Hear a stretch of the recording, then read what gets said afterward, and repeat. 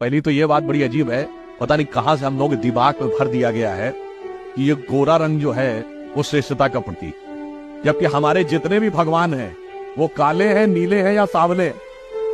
भगवान राम, भगवान विष्णु, भगवान शंकर, भगवान कृष्ण, यहाँ तक कि रामचरितमानस में भी जब सीता माता स्वयंवर से पहले जाती हैं देवी की आराधना करने, तो रामचरितमानस में क्या लिखा है? देवी जी उनको क्या वर देती है? मनुजा ही राच ही मिल ही सोवर, सहज सुंदर सावरो। गोरो तो नहीं बोला ना। अब पता नहीं कैसे जिन लोगों ने ये गोरा बनाने की क्रीमें निकाल दी है ना, उन्होंने हमारे दिमाग में ये भर दिया है।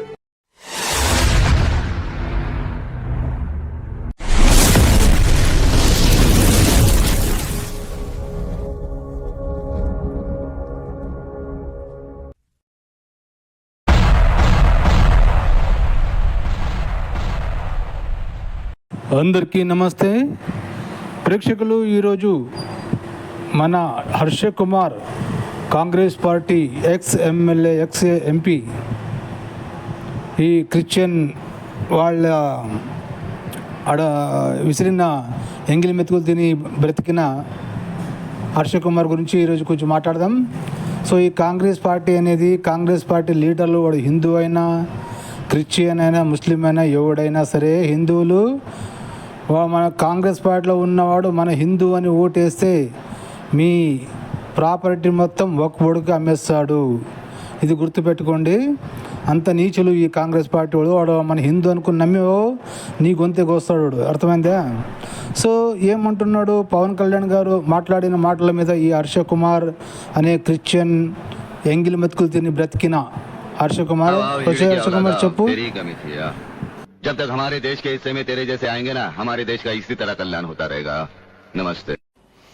అందరికీ నమస్కారం.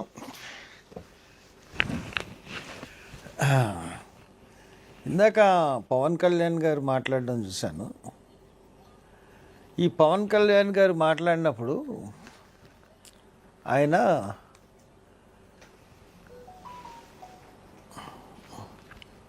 మధుసూదన్ కుటుంబానికి 50 lakhs అనౌన్స్ చేశారు.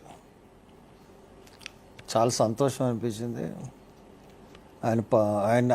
ఆయన పార్టీ మొత్తం మీద 50 లక్షల కుటుంబానికి సాయం చేస్తామని ప్రకటించారు. చాలా సంతోషం. బట్ దాంట్లోనే కాంగ్రెస్ పార్టీని విమర్శిస్తూ ఉన్నారు. కాంగ్రెస్ పార్టీనే కాకుండా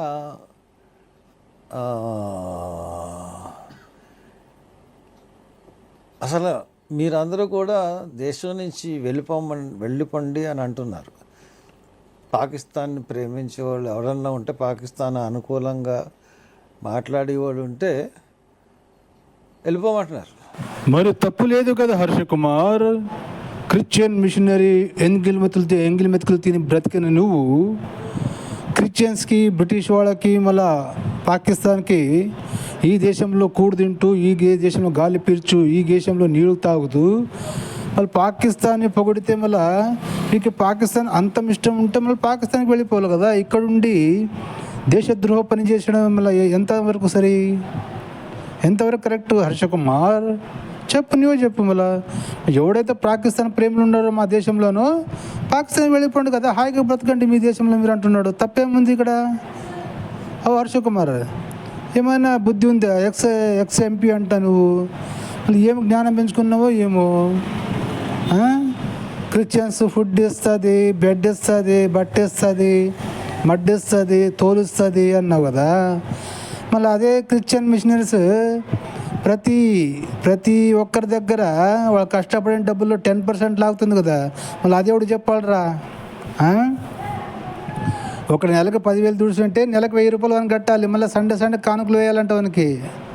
చర్చికి వెళ్ళి, చర్చికి రాకపోతే వాడు ఇంటికి వస్తాడు. ఎందుకు వచ్చావు చర్చికి? వచ్చి మాకు కానుకలు ఎందుకు వేసలేవు, దశమ భాగాలు ఎందుకు ఇచ్చలేవు అనికేసి. దశమ భాగాలు ఇవ్వకుంటే ఏసుకొని ఉగ్రత వస్తుంది మీ మీద, మిమ్మల్ని నానా కష్టాలు పెడతాడు అంట. అలాంటి సైకో దేవుని నమ్ముకుని ఎందుకురా? చెప్పు, దాని గురించి చెప్పాం. వల్ల ప్రజలతో దశమ భాగాల్లో దొబ్బుతున్న లుచ్చా క్రిస్టియన్ మతం అని వేధవా. మేము కూడా అదే చెప్తా ఉన్నాం. మనం పర్టికులర్గా మళ్ళీ అనిపించి కాంగ్రెస్ వాళ్ళు ఇది అంటున్నారు, కాంగ్రెస్ వాళ్ళు కొంత పాక్ని సమర్థిస్తున్నారన్నట్టుగా మాట్లాడారు ఆయన. కాంగ్రెస్ పాక్ని సమర్థిస్తుంది అన్నట్టుగా మాట్లాడారు ఏంట్రా?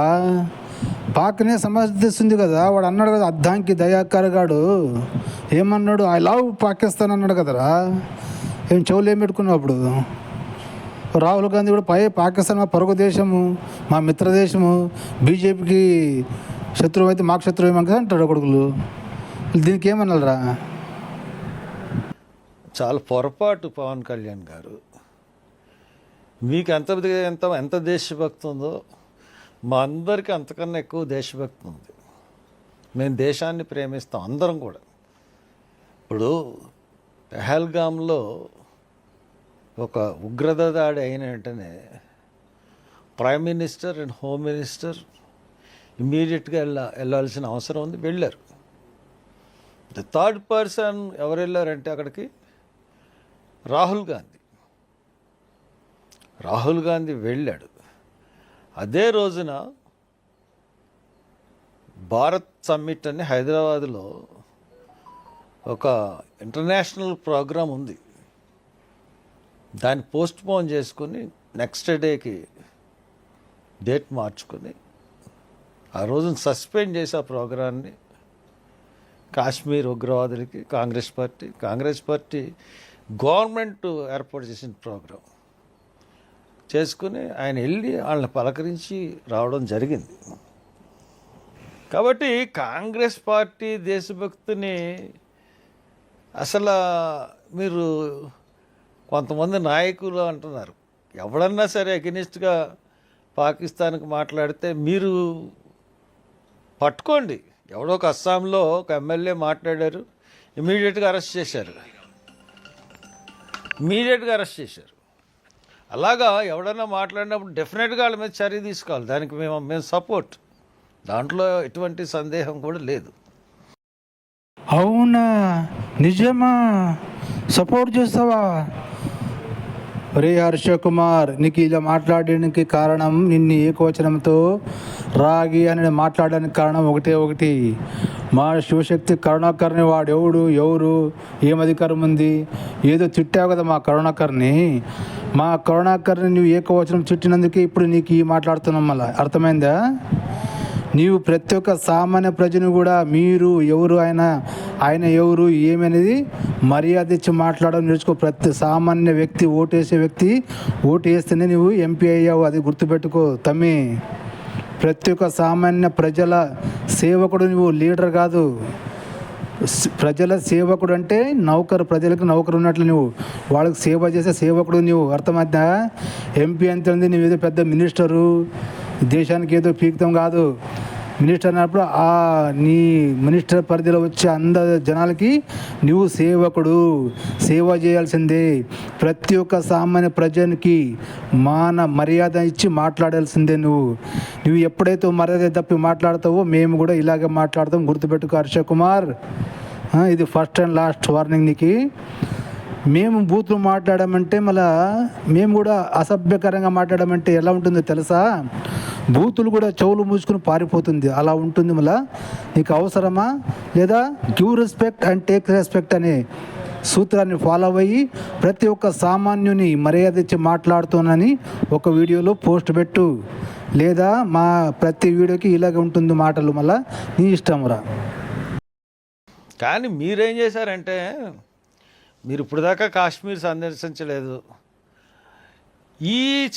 ఈ దాడి ద్వారా హిందుత్వాన్ని పెంచాలి అన్నట్టుగా మాట్లాడుతున్నారు. మీరు ఒకళ్ళు, అనురాగ్ ఠాకూర్ ఒకడు.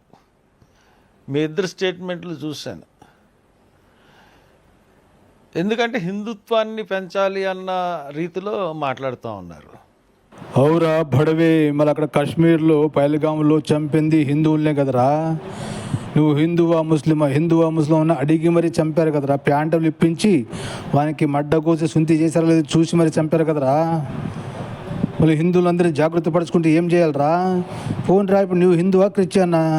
నువ్వు క్రిస్టియన్ ఏమి కదా. క్రిస్టియన్ వాడు ఫుడ్ ఇస్తుంది, బెడ్ ఇస్తుంది, చదివిస్తుందని క్రిస్టియన్ చేసిన మెతుకులు తిని బ్రతికినాడు కదా నువ్వు. సరేలే మళ్ళీ వాళ్ళకే కొమ్ము కాస్తావు కదా, సరే తప్పలేదు లేనిది. మళ్ళీ మా హిందువులు పవన్ కళ్యాణ్ గారు హిందువులనే చైతన్యపడుస్తున్నాడు, హిందువులు ఓట్ల కోసం పడి చేస్తాడు. నీకేం వచ్చి నొప్పి ఏంటి? నువ్వు హిందూ కాదు కదా. నువ్వు మొన్న ప్రవీణ్ పగడగల చచ్చిపోతుంటే క్రిస్టియన్ ఓట్ల కోసం నువ్వు ఎంత నాటకాలు ఆడావు?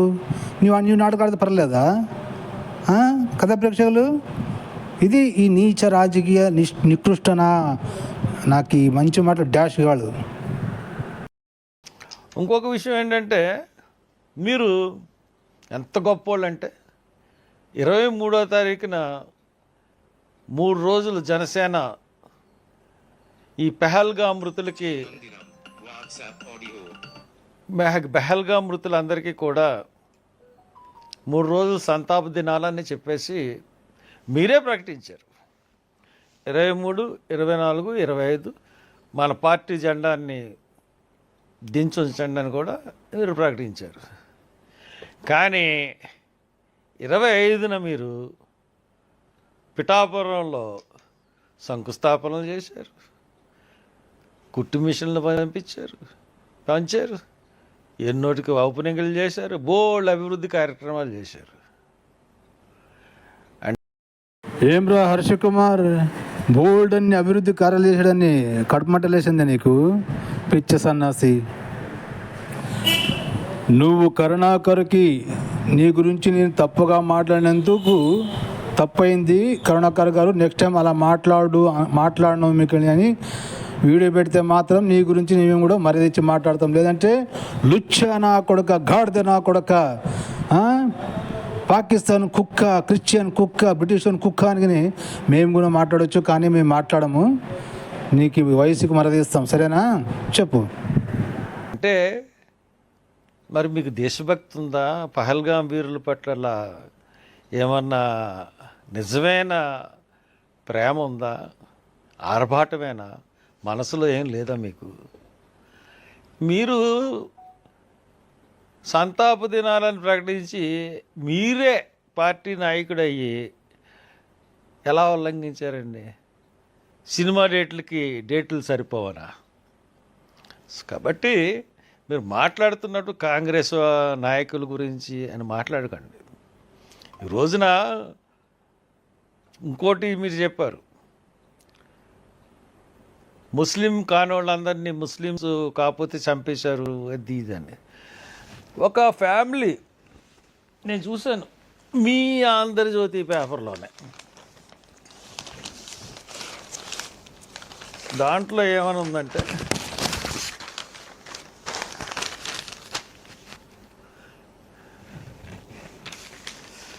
ముసాఫిర్ సమీర్ నా ప్రాణాలు కాపాడారు. ఆమె కేరళకు చెందిన మహిళ, పేరు ఆరతి మేనన్. హిందూయేనండో. ఆరతి మేనన్ అంటే క్రిస్టియన్ కాదు. ప్రస్తుతం తన కాశ్మీర్లో ముసాఫిర్ సమీర్ అనే సోదరులు ఉన్నారని ఆమె చెప్తుంది. ఆరతి కూడా పెహల్గాం ఉగ్రదాడి బాధితురాలు. 6 ఏళ్ల వయసున్న 2 కుమారులు తల్లిదండ్రులతో కలిసి బైసారానికి వచ్చింది. తల్లి షీలా మాత్రం దూరంగా కారులో కూర్చుంటే మిగతా వారంతా అక్కడ ప్రకృతి రమణీయతను ఆస్వాదిస్తూ గుర్రపు స్వారీ చేస్తున్నారు. అయితే ఆరతి కళ్ళెదుటే తండ్రి 65 ఏళ్ల రామచంద్రన్ను ఉగ్రవాదులు కాల్చి చంపారు. పిల్లలను తీసుకుని భయంతో తాను దారి తెన్ను లేకుండా అడవుల వైపు పరిగెత్తి సురక్షిత ప్రాంతానికి చేరుకున్నానని చెప్పింది. ఇంతటి విషాద సమయంలో తనకు ఏమాత్రం పరిచయం లేకున్నా ముసాఫిర్ సమీర్ అనే 2 కాశ్మీరీ టాక్సీ డ్రైవర్లు ఒక సోదరులా భావించి ఎంతో సాయం చేసి అండగా నిలిచారని ఆరతి చెప్పింది. తన వెంట 2 కలిసి మార్చిడి దాకా వచ్చారని, లాంఛనాలన్నీ పూర్తయ్యేదాకా దగ్గరుండి అన్నీ చూసుకున్నారని, ఎయిర్పోర్ట్ దాకా కూడా వచ్చారని ఆమె వివరించింది. తనకు ముసాఫిర్ సమీర్ 2 సోదరులని, వారిని అల్లా ఎప్పుడు కాపాడాలని ఆరతి భావోద్వేగానికి గురైంది. మీరు ఇంకా మతాల మధ్య గొడవలు పెట్టాలని చూస్తే, అక్కడ కాశ్మీర్ ముస్లింలు వేరు, ఇండియన్ ముస్లింలు వేరు కాదు. ముస్లిమ్స్ అందరూ ఒకటే. ఇండియాలో ఉన్న ప్రతి ముస్లిం ఒకటే, పాకిస్తాన్లో ఉన్న ముస్లింలు ఒకటే. ఇండియాలో ఉన్న ముస్లిమ్స్ అందరికీ కూడా దేశభక్తి ఉంటుంది. వాళ్ళు చేస్తున్న ర్యాలీలే మనకు ఆదర్శం. ఒరే బేవకూఫ్ హర్ష కుమార్, పాకిస్తాన్ టెర్రరిస్టులకి సహాయం చేసింది ఎవడరా? కాశ్మీర్లో ఉన్న ముస్లిమ్స్ కాదా? కాశ్మీర్లో లోకల్ ముస్లిమ్స్ సహాయం లేనిదే వాళ్ళు వచ్చి చంపారా దేశంలోకి? ఎన్నాళ్ళగానో నా కొడుకులు టెర్రరిస్టులు నా కొడుకులు టార్గెట్ చేసి ఇక్కడ నా కాశ్మీర్లో ఉన్న ముస్లిమ్స్ వాళ్ళకి సహాయం చేసి వాళ్ళకి అడవుల్లో వండుకోవడానికి గ్యాసులు సప్లై చేసి ఇండియా గ్యాసులు. నా కొడక, నీకు అది కనిపించలేదా? ఎవడో ఒకడు ముస్లిం వచ్చేసి ట్యాక్సీ ఇచ్చి పంపిస్తుంటే అది ఒకటి కనిపించిందా?